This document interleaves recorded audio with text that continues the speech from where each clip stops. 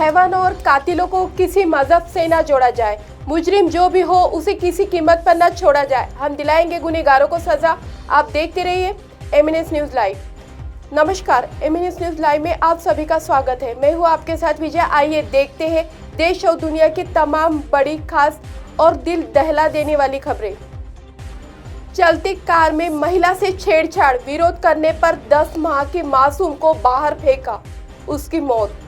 दरिंदगी की हद पार कर देने वाले एक खबर सामने आई है। महाराष्ट्र के मुंबई अहमदाबाद नेशनल हाईवे पर वसई विरार इलाके के पास एक कार में महिला के साथ छेड़छाड़ की कोशिश शुरू हुई तो उसने इसका विरोध किया। विरोध करने पर आरोपी ने महिला की गोद में बैठी 10 महीने की बच्ची को चलती कार से बाहर फेंक दिया।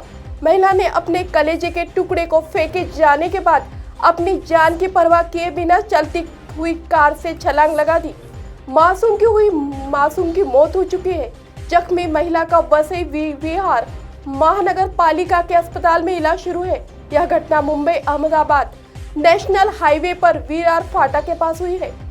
पुलिस ने कार और कार चालक को पकड़ लिया है। इस कार चालक से पूछताछ और पूरे मामले की जांच शुरू है। मांडवी पुलिस थाने के वरिष्ठ पुलिस निरीक्षक प्रफुल्ल वाघ ने फोन में यह जानकारी दी है कि इस घटना में आईपीसी की धारा 302 के तहत और 354 के तहत केस दर्ज कर लिया है। शनिवार 10 दिसंबर की दोपहर के वक्त पीड़ित महिला अपने पति से मिलने जा रही थी। इसी समय चलती हुई कार में महिला का यौन शोषण किया गया। यौन शोषण के दौरान दरिंदे ने पीड़िता की 10 महीने की बच्ची को बाहर फेंक दिया। अपनी बच्ची को बाहर फेंक दिए जाने के सदमे में बदहवास होकर पीड़िता ने कार का दरवाजा खोलकर चलती हुई कार से छलांग लगा दी। कार से छलांग लगाने की वजह से महिला जख्मी हो गई और मासूम बच्चे की जान चली गई। इस घटना के बाद हाईवे पर मौजूद ट्रैफिक पुलिस ने थोड़ी ही देर कोशिशों के बाद कार और कार चालक को पकड़ लिया और उसी कार में जख्मी पीड़िता को लेकर नालासोपारा के वसई विरार महानगर पालिका नूलिंज अस्पताल में भर्ती कराया गया। पीड़िता का इलाज शुरू है। हत्या के 7 साल बाद जिंदा लौटी महिला, उसके कत्ल के आरोप में 2 बेगुनाह काट चुके हैं 3 साल की जेल। दौसा, राजस्थान के दौसा से बड़ी और चौंका देने वाली खबर सामने आई है। यहाँ एक महिला ने पुलिस को चौंका दिया है। इसकी वजह से उसकी हत्या का केस पुलिस की फाइलों में इस महिला की हत्या का केस दर्ज है। यही नहीं, महिला की हत्या के आरोप में 2 बेगुनाह करीब 2.5 से 3 साल तक जेल की सजा काट भी चुके हैं और घर वापस आ भी चुके हैं। अब महिला के सामने आने से पुलिस की कार्यप्रणाली पर सवालिया निशान लग गए हैं। पुलिस अब पूरे मामले की नए सिरे से जांच करने में जुटी है। यह कारनामा राजस्थान के ही नहीं बल्कि उत्तर प्रदेश के एक परिवादी और वहां की पुलिस ने किया है। दरअसल उत्तर प्रदेश की कौशी निवासी आरती बरसों पहले दौसा के मेहंदीपुर बालाजी में आकर रहने लगी थी। यहाँ वह छोटा मोटा काम करती थी। यही उसकी मुलाकात सोनू सैनी नामक व्यक्ति से हुई। दोनों का संपर्क बढ़ा तो उन्होंने कोर्ट में शादी कर ली, फिर साथ साथ रहने लगे। शादी के कुछ दिन बाद ही आरती लापता हो गई। आरती के लापता होने के कुछ दिन बाद वृंदावन में एक नहर में एक अज्ञात महिला की डेड बॉडी मिली थी।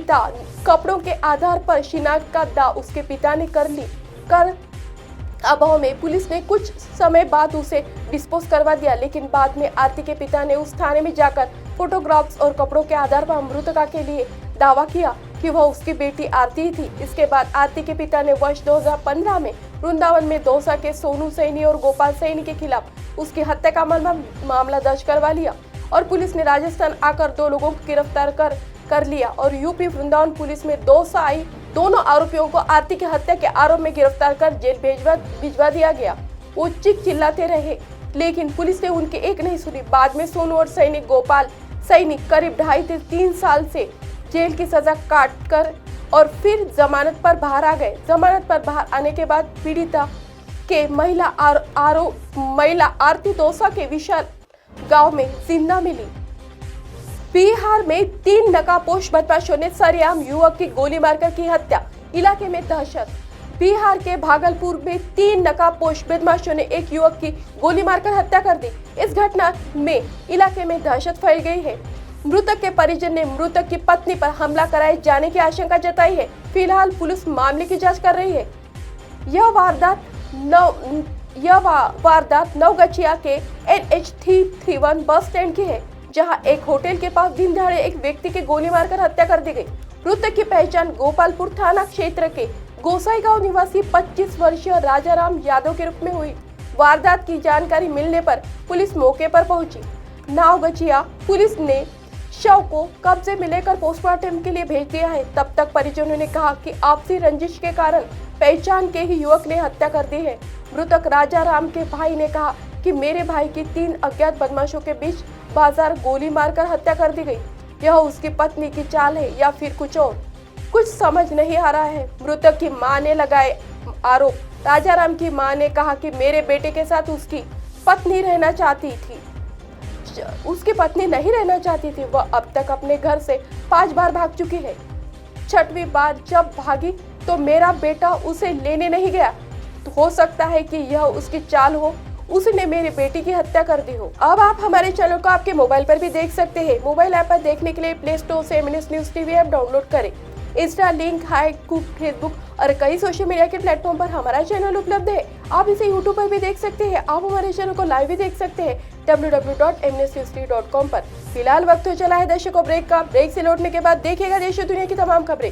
बने रहिए MNS न्यूज पर। नमस्कार।